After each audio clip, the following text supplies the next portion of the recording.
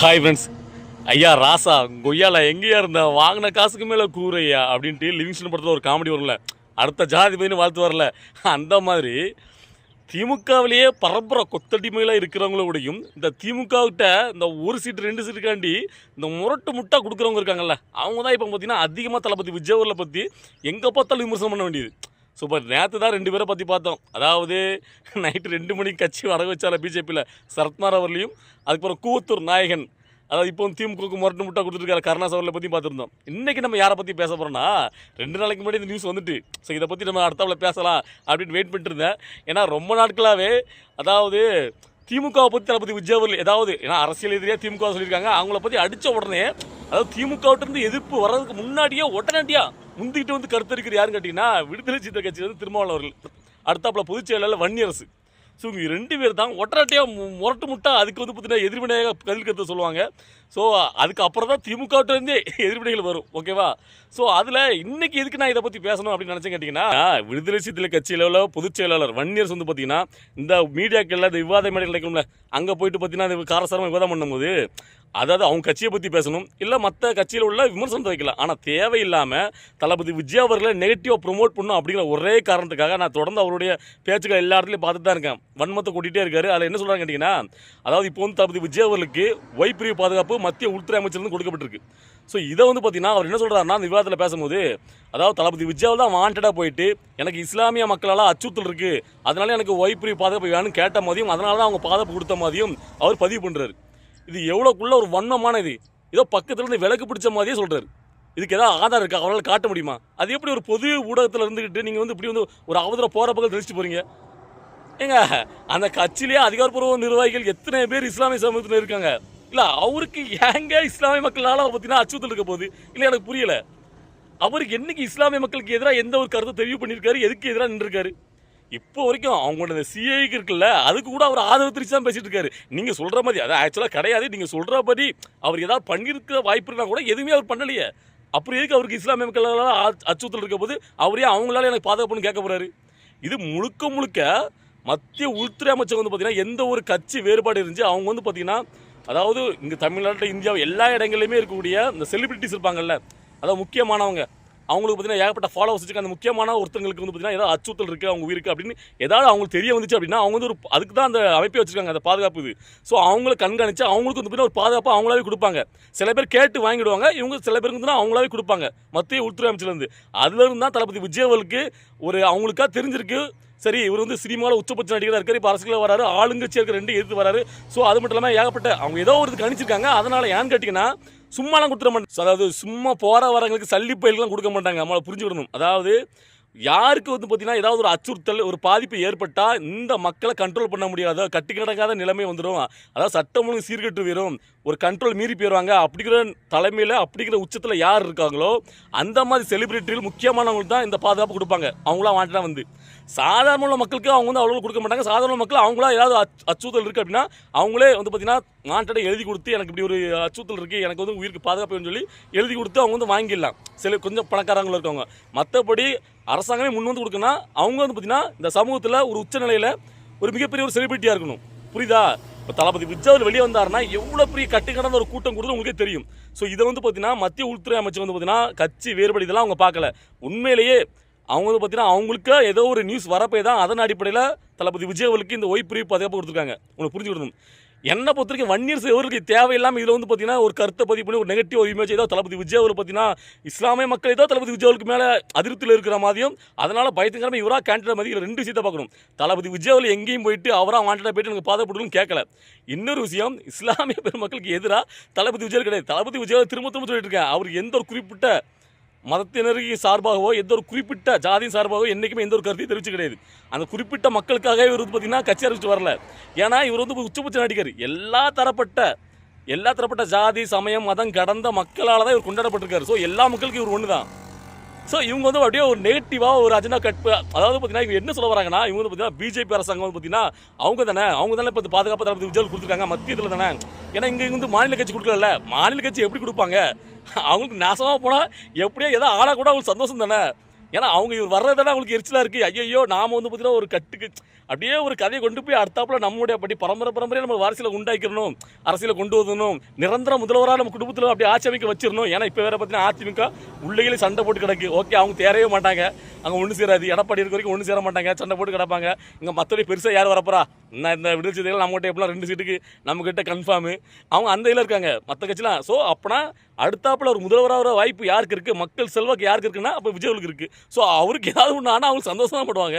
So அதுக்கப்புறம் அவருடைய பாதுகாப்பு நலனின் கருதி அவருக்கு வந்து பதவி கொடுக்க வருவாங்களா? ஸோ இவர் 1 years ஏன் வந்து அப்படி கொடுத்து சொல்கிறாருன்னா, பிஜேபி அரசாங்கம் கொடுத்துருக்குல்ல, அப்போ அவங்க பார்த்தீங்கன்னா இஸ்லாமிய பிஜேபி அரசாங்கம் வந்து பார்த்தீங்கன்னா ஒரு மதவாத ஒரு கட்சி மாதிரி இவங்க வந்து பார்த்தீங்கன்னா எல்லா பக்கமும் முன்னிலைப்படுத்துறாங்க. அவங்க தான் சிஏக்கு எதிராக இருக்காங்க.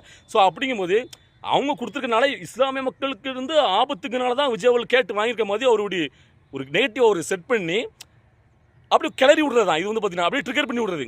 அப்போ அதை பற்றி யாராவது 2 பேரும் அப்படி பேசுவான் இப்படி பேசுவான். அப்போ அங்கேருந்து ஏதாவது ஒரு பழைய சம்பவத்தை எடுத்து வரலாம், இல்லை ஏதாவது ஒரு படத்தில் இப்படி வச்சுருக்காங்க இஸ்லாமிய சமூகத்துக்கு எதிராக கருத்துக்கள் அப்படி இப்படின்னு ஏதாவது ஒன்று தூண்டி விட்டு அடி இஸ்லாமிய சமூக மக்கள் தளபதி விஜய் அவர்களுக்கு எதிராக இருக்கிற போய் திருப்பலாங்கிறது. ஆனால் இங்கே நடந்தது என்ன தெரியுமா? தமிழக வெற்றிகளத்தில் மாநில கொள்கை பிறப்பு இணைச்செயலாளர் இருக்கிறவங்களே அந்த சகோதரி தாயிரா, அவங்க தான் முதல் ஆளாக இதை எதிர்த்து கண்டனம் தெரிவித்து போஸ்ட் போட்டிருக்காங்க எக்ஸ்லத்தில் 1 years எதிராக. நீங்கள் எப்படி சொல்லுவீங்க இஸ்லாமியர்கள் எதிராக இருக்காங்கன்னு? நாங்கள் தான் அதிகாரப்பூர்வமாக கட்சியிலே இருக்கோம், நீங்கள் எதை வச்சு சொல்கிறீங்கன்னு சொல்லி நறுக்குன்னு பாயிண்ட் எடுத்து கேள்வி கேட்டிருக்காங்க கொள்கை பொறுப்பு இணைச் செயலாளராக தாகிரா அவர்கள். ஸோ அதை பார்த்து சல்யூட் அடிக்கணும், உங்களுக்கு வரவேற்கிறேன். ஏன்னா அவங்க சமுதாயத்தை பற்றி அவங்க சமுதாயம் தான் தளபதி விஜய்க்கு எதிராக இருக்கிற மாதிரி சொல்லும் போது முதல் ஆளாக குரல் கொடுக்க வேண்டியது அவங்க தான். அதுக்கப்புறம் தான் கட்சியில் உள்ளவங்க குரல் கொடுக்கணும். அதை மிக சரியாக பண்ணியிருக்காங்க தாகிரா அவர்கள். அதாவது சும்மா வந்து பார்த்தீங்கன்னா நான் இப்போ தான் கொஞ்சம் சந்தோஷப்படுறேன். அன்றைக்கி வந்து என் ஆனந்த பொதுச்செயலாளர்கள் டக்குன்னு வந்து பதிலடி கொடுக்காங்க. இந்த தமிழ் வெற்றி காலத்தில் இருக்கவங்க பார்த்தீங்கன்னா இந்த தருமபுரி மாவட்டத்தில் வந்து பார்த்தீங்கன்னா ஒரு டோல்கேட் பிரச்சனைலாம் அவங்க வந்து பார்த்தீங்கன்னா போராடுறாங்க. அதாவது அதிகமாக கட்டணம் வசூலிக்காங்கன்னா அங்கே போயிட்டு கைது பண்ணுறாங்க. ஸோ இதெல்லாம் எதிர்த்து பொதுச்செயலாளர் ஆனந்த அவர்கள் இப்போ டக்குன்னு பார்த்தீங்கன்னா எக்ஸல்ஸில் பதிவு போடுறாரு, கண்டன பதிலாம் போடுறாரு. ஸோ இதை தான் நான் ரொம்ப நாள் எதிர்பார்த்துருக்கேன். அதாவது விமர்சனங்கள் வரும்போது நம்மளுக்கு எதிராக வந்து அம்பு தோணும் டக்குன்னு அதுக்கு எடுத்து நம்ம வந்து பார்த்தீங்கன்னா நம்மள்ட்ட பதிலே கொடுக்கணும். அப்படி நம்ம கொடுக்கலன்னு வச்சுடுங்களேன், அது நமக்கு ஆமதிக்கிற மாதிரி ஆயிரும். அதாவது தலைமையில் இருக்கிற தளபதி விஜய் எல்லாத்துக்கும் இறங்கி வந்து பதிலடி கொடுக்க முடியாது. ஆனால் அந்தந்த பொறுப்பில் இருக்கிறவங்க அதுக்குனால தான் பார்த்தீங்கன்னா கொள்கை பொறுப்பு இணைச் செயலாளர், செய்தி தொடர்பாளர் இப்படி பல்வேறு பதவிகளை கொடுத்து வச்சுருக்காங்க. ஸோ அதனால் உடனடியாக பதிலடியாக அதாவது 1 years அவர்களுக்கு கொடுத்ததுக்காண்டி நான் ரொம்ப சந்தோஷப்படுறேன் தாகிரா அந்த சகோதரிக்காக. ஏன்னா இப்படி தாங்க இருக்கணும். சும்மா வந்து பார்த்தீங்கன்னா கண்டவனும் வந்து பேசுறதுக்கு விட்டுட்டா இருக்க முடியும். ஸோ அதாவது இங்கே உள்ளவங்க மற்றவங்க வந்து பார்த்தீங்கன்னா அதாவது விடுதலை சிறுத்தைகள் கட்சி வந்து பார்த்தீங்கன்னா பிற்காலத்தில் தளபதி விஜய் விட்டு தான் வரப்போகுது. ஏன்னா அந்த அம்பேத்கர் புத்தக வெளியீட்டினாலே அதாவது ஆதவர்ஜனா வேறு இங்கே இருக்காரா, தளபதி விஜயில் வேறு திருமாவளவுடைய மனசு இங்கே தான் இருக்குன்னு சொல்லிட்டாரு. ஸோ அதனால் எப்படி மத்தினாலும் அவங்க வந்து நம்மளோட கூட்டணிக்கு வருவாங்க, அவங்க கூட்டணி வந்தால் நம்ம ஜெயிக்க முடியும் அப்படி இப்படின்னு ஏகப்பட்ட கருத்தில் வச்சுட்டு இந்த கீழே இருக்கிறவங்களே பார்த்தீங்கன்னா அதாவது விடுதலை சிறுத்தைகள் கட்சியிலேருந்து யார் வந்து என்ன மாதிரியான விமர்சனங்களை அது திருமாவளவர்களோ 1 years அவர்களோ வச்சாலுமே இவங்க வந்து பார்த்தீங்கன்னா அதுக்கு பதிலடி கொடுக்காம அப்படியே இருக்கிறது கம்முன்னு. ஸோ அப்படி இருந்தாங்கன்னா அது எப்படி சரியாகும் சொல்லுங்க. அப்போ அதாவது அவுதிரில் வீசும்போது தளபதி வேணால் அவங்க ரேஞ்சுக்கு இறங்கி வந்து பேசல வேண்டாம். நீங்களும் உங்களுக்கு கீழே உள்ள சாதாரண ஒரு கடையில் ஒரு யூடியூப்பில் பேசுகிறவங்க மற்றவங்க அந்த மாதிரி அதாவது ஒரு அதிகாரமாக கட்சி பொறுப்பில் இருக்கிறவங்க விமர்சனம் பண்ணுறதுக்கு நீங்கள் பயிர் கொடுக்க வேண்டாம். ஆனால் ஒரு கட்சியின் சார்பாக இருக்கிறவங்க இந்த மாதிரி அவதூறுகளை விமர்சனம் வைக்கும்போது இதுக்கு எதிர்த்து பயிரிட்டு கொடுக்கணும், கண்டன பதிவு தெரிவிக்கணும். இப்போ நான் கேட்குறேன், தமிழை வெற்றிக்காலத்தில் வந்து எத்தனை பேர் இதுக்கு எதிராக வந்து கண்டன பதிவு தெரிவிச்சிருக்கீங்க? தாகிரா அவர்கள் உடனடியாக அதுக்கு எதிர்த்து கண்டன பதிவு தெரிவித்தாங்க. அந்த மாதிரி தான் இருக்கணும். சரி, அவங்க தெரிவித்ததுக்கு அப்புறமாவது சமூக ஊடக பிரிவில் உள்ளவங்க அப்புறம் கொள்கை பிற மற்ற எல்லாம் அவங்களாம் உடனே 1 years கண்டனம் தெரிவிச்சிருக்கணும்ல. நான் பார்க்குறேன் அவங்க தான் தெரிவிச்சிருக்காங்க, அதை எடுத்தால் எல்லோரும் போஸ்ட் பண்ணுறாங்க. பெருசாக வந்து பார்த்தீங்கன்னா இவங்க கண்டனம் யாரும் தெரிவிக்க மாட்டேங்கிறாங்க. ஸோ அது வந்து கட்சிக்கு வந்து நல்லது கிடையாது. அதாவது பார்த்தீங்கன்னா உங்களை வந்துட்டு யார் வேணால் என்ன சொல்லலாம், யார் சொன்னாலும் இவங்க வந்து யாரும் கேட்க மாட்டா அப்படின்னு நிலைமை உருவாக்காதீங்க. இல்லை மற்றதுக்கெல்லாம் நீங்கள் வந்து விமர்சனம் கடந்து போகலாம். ஆனால் தளபதி விஜய் அவர்களே இப்படி தவறாக வந்து ஒரு சமூகத்துக்கு எதிராக கட்டமைக்கும் போது அதுக்கு எதிராக உடனடியாக தங்களுடைய கருத்தை தெரிவிக்கணும். ஸோ இப்போ வந்து கொஞ்சம் கொஞ்சமாக மாறிட்டு வராங்க, இன்னுமே நல்லா மாறினீங்க. ஸோ எனக்கு தெரிஞ்சு இன்னுமே கட்சியில் அதிகாரப்பூர்வமாக எல்லாருமே இதே மாதிரி விஷயங்களுக்கு உடனடியாக தக்க ஒரு பதிலடியாக மாற்று கட்சியினர் உங்கள் மேலே தளபதி விஜய் மேலே தமிழை வச்சுக்கிறதுன்னு வைக்கும்போது அதுக்கு தக்க பதிலடியாக உடனடியாக கொடுக்கணும். ஸோ அப்படின்னா தான் நல்லாயிருக்கும், கட்சியோடைய வளர்ச்சிக்கு அதான் நல்லாயிருக்கும். நீங்கள் வந்து மற்றவங்க விமர்சனம் பண்ணும்போது அதை அப்படியே கடந்து போயிட்டே இருந்தீங்கன்னா இன்னும் விமர்சனம் கண்டம் போகிற வரலாம் வச்சுட்டே இருப்பான். ஓகேவா?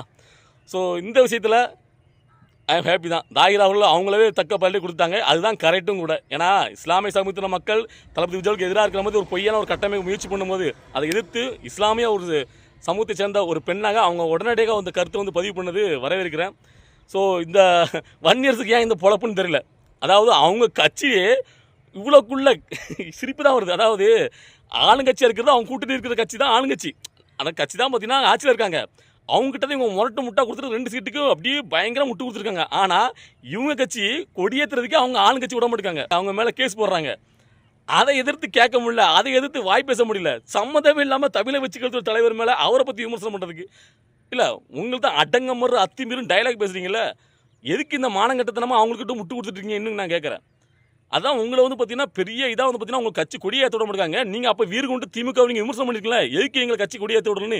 இப்போ வரைக்கும் திருமாவளவன் எப்படி சொல்கிறாருன்னு கேட்டிங்கன்னா, அதாவது நாங்கள் வந்து 2 MP வச்சுருக்கோம், 4 MLA வச்சுருக்கோம், இருந்தாலும் நம்ம கட்சி கொடி ஏற்ற முடியல, இன்னும் நம்ம வந்து பார்த்தீங்கன்னா முன்னேறணும் ஏதோ சொல்கிறாங்க. இல்லை எனக்கு புரியல. இல்லை நீங்களும் பார்த்தீங்கன்னா ஆட்சி ஏதாவது பங்கு வேணும் தான் உங்களுடைய கருத்தாக இருக்குது. அதை தான் ஆதரவு நான் சொல்லும் போது அது இப்போ சொல்ல வேண்டாம், அது காலம் வருங்கிற மாதிரி நீங்கள் அப்படியே இது பண்ணுறீங்க. அப்புறம் எதுக்கு இன்னும் பார்த்தீங்கன்னா அப்படியே திமுகவுக்கு முட்டு கொடுத்துட்டு அப்போ வந்து பார்த்தீங்கன்னா என்ன நினைக்காருன்னா, அதாவது இங்கே இருந்தால் கண்டிப்பாக அந்த 2 சீட்டு கன்ஃபார்ம், மற்ற கட்சிக்கு போனால் அதுக்கு கிடைக்க அப்படிங்கிற பயத்தில் என்னன்னு தெரில. முதல்ல உங்களுக்கு இருக்கிற பிரச்சனையை சரி பண்ணுங்கள். வன்னியரசு அவர்களுக்கு நான் தான் சொல்லுவேன், மொத்தமாக உங்கள் விடுதலை சிறுத்தை கட்சியை பற்றி நம்ம பேசுறதுக்கு தேவையில்லை. ஏன்னா அது அவங்களுடைய கட்சி, அவங்க எதுக்காக முட்டு கொடுக்கலாம், மட்டும் கொடுத்துட்டு போட்டும். ஆனால் தளபதி விஜயவர்களை பற்றி, அதாவது இப்போ ஒரு அதிகாரப்பூர்வமாக இல்லாமல் தெரியாமல் ஒரு விஷயத்தை முன்னெடுத்து ஒரு கருத்தை வந்து பதிவு பண்ணுறது எவ்வளோக்குள்ளே ஒரு பார்த்தீங்கன்னா ஒரு அபத்தமான கட்டமைப்பு. ஏன் வந்து பார்த்தீங்கன்னா இந்த அளவுக்கு வன்மத்தோட இவருக்கு ஏன் இந்த பொழப்புன்னு எனக்கு கேட்குறேன். ஸோ இதை பார்த்துட்டு இருக்க தோழர்கள், ஏன் இந்த அளவுக்கு வன்னியரசு அவர்கள் தரம் தாழ்ந்து ஒரு விமர்சிட்டு இருக்காரு, அதை ஏன் திருமாவளவன் அவர்கள் கண்டிக்க மாட்டேங்காரு? அதுதான் முக்கியமாக. இப்போ இவர் தேவையில்லாமல் ஒரு கருத்தை பதிவு பண்ணுறாரு, அப்போ அவர் கண்டிக்கணும்ல. இப்போ இதில் என்னப்பா அதிகாரத்தன்மை இருக்குது, யாருக்கு சொன்னாங்க, உங்கள்கிட்ட என்ன இருக்குது, எதுக்கு தேவையில்லாமல் இந்த கருத்தை பதிவு பண்ணுறீங்கன்னு அவர் அதை வந்து பார்த்தீங்கன்னா கண்டிக்கணும். ஆனால் அவரும் கண்டிச்ச மாதிரி தெரில. ஸோ இதை பார்த்துட்டு தோழர்கள் உங்களுக்கு என்ன தோணுது? ஏன் வந்து பார்த்தீங்கன்னா விடுதலை சிறுத்தை கட்சியும் தேவையில்லாம் தளபதி விஜயவர்களுக்கு மேலே ஒரு நெகட்டிவாக ஒரு கட்டமைப்பு பார்க்குறாங்க? அதாவது அவங்க திமுக அரசாங்கத்தில் முட்டை கொடுக்கணுங்கிறத உறுதியோடு இருக்காங்க, அது தெரியுது. ஸோ அதுக்கு வந்து பார்த்தீங்கன்னா நம்ம ஒன்றும் செய்ய முடியாது, அதை நீங்கள் கொடுத்துட்டு போங்க. அதுக்கு தேவையில்லாம் தளபதி விஜயவர்கள் நெகட்டிவ் ப்ரமோட் பண்ணணும். ஸோ இதை பார்த்துட்டு தோழர்கள் உங்களுக்கு என்ன தோணுது? நான் பேசுகிற இந்த கருத்தில் ஏதாவது மாற்று கருத்துக்கு இல்லை எதாக இருந்தாலும் சரி, உங்களுடைய கருத்துக்களை கமெண்ட்டில் பதிவு பண்ணுங்கள்.